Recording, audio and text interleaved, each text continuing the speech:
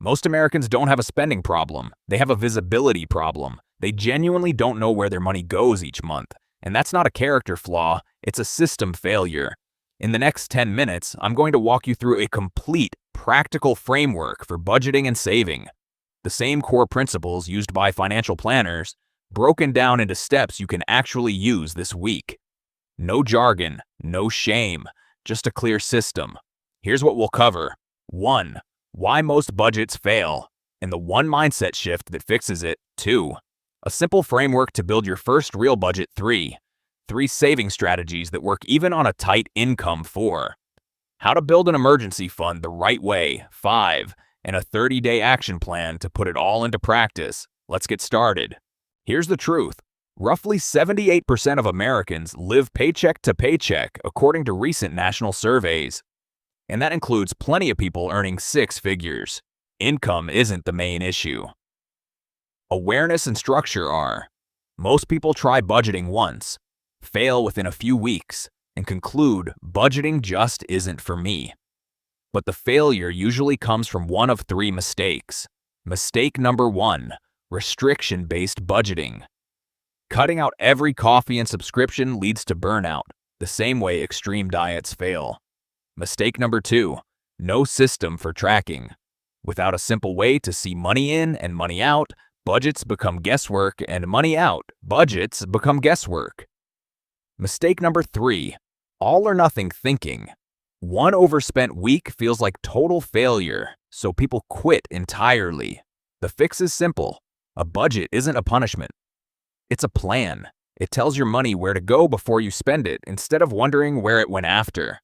Once you reframe it that way, everything else gets easier. The easiest place to start is a well-known structure called the 50-30-20 rule. It's not the only method, but it's a great starting point because it's flexible and easy to remember. Here's how it works. After taxes, your take-home pay gets divided into 3 categories. 50% needs. This includes rent or mortgage, utilities, groceries, insurance, minimum debt payments, and transportation. These are the expenses you genuinely can't skip. 30% wants. Dining out, entertainment, hobbies, subscriptions, travel. This is where lifestyle choices live, and where most people overspend without realizing it. 20% savings and debt payoff. This includes building an emergency fund, contributing to retirement accounts, and paying down debt beyond the minimum. Now, these percentages are a guideline, not a law. If you live in a high cost of living city like San Francisco or New York, your needs category might run closer to 60 or 65%. That's fine. The goal is intentional allocation, not perfection. Step by step. Here's how to apply it. 1. Calculate your total monthly take-home income. 2. List every fixed expense, needs you have. 3. Track your variable spending, wants, for 1 month using a banking app, spreadsheet, or budgeting app. 4. Compare your actual spending to the 50-30-20 targets. 5. Adjust, usually by trimming the wants category first, since it's the most flexible. A spreadsheet or a budgeting app, many banks now offer this built-in, makes this process largely automatic once it's set up. Budgeting tells you where your money goes. Saving is about making sure some of it stays with you. Here are 3 strategies that work regardless of income level. Strategy 1. Pay yourself first.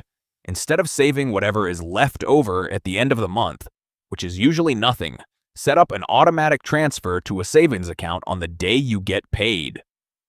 Even $50 or $100 per paycheck adds up. Automating it removes willpower from the equation entirely. Strategy 2. Use separate savings buckets. Many online banks let you create multiple labeled savings accounts at no cost. One for emergencies, one for vacation, one for a car repair fund. This separation matters psychologically. A $3,000 balance for miscellaneous savings gets spent easily, but a $500 balance labeled car repairs tends to stay protected. Strategy 3. Apply the 24-hour rule for non-essential purchases. For any non-essential purchase over a set threshold, say $75 or $100, wait 24 hours before buying.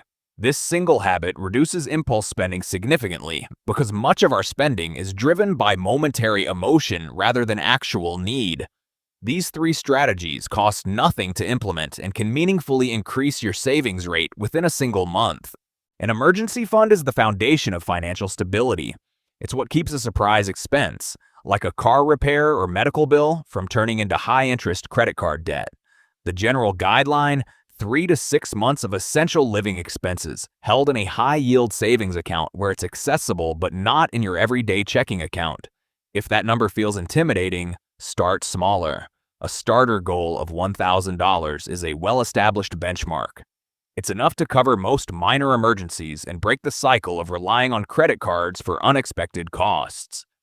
A simple path to get there: direct your tax refund, if you receive one, into this fund. Redirect any found money, a bonus, a rebate, a gift, straight into savings before it has a chance to be spent. Use a high-yield savings account, which as of recent years has offered meaningfully higher interest rates than a typical checking account, so your emergency fund grows a little just by sitting there. Build the $1,000 buffer first, then work toward the full 3 to 6 month goal over time. There's no required deadline. Let's make this concrete. Here's a simple plan for the next 30 days. Week 1. Track every dollar you spend. No changes yet, just observation. Use a notes app, spreadsheet, or budgeting app. Week 2. Categorize your spending using the 50-30-20 framework. Identify where your actual percentages differ from the targets. Week 3. Set up an automatic transfer to a dedicated savings account, even a small amount, and label it for a specific goal.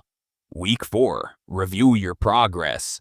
Adjust one category that overshot its target and set a savings goal for month 2. Small, consistent adjustments compound. A household that saves an extra $100 a month, invested at a historical average market return, can grow into tens of thousands of dollars over a couple of decades. The same principle behind compound interest applies to your everyday savings habits. Budgeting isn't about restriction, and it isn't about perfection. It's about giving every dollar a job before it leaves your hands. Start with the 50-30-20 framework, automate your savings, build that first $1,000 buffer, and review your numbers monthly. Financial confidence isn't built overnight. It's built one tracked month, one automated transfer, and one good decision at a time. If this was useful, the next step is simple. Open your banking app right now and set up just one automatic transfer to savings. That one action is how every solid financial system actually begins. Subscribe for Chris Explain Money.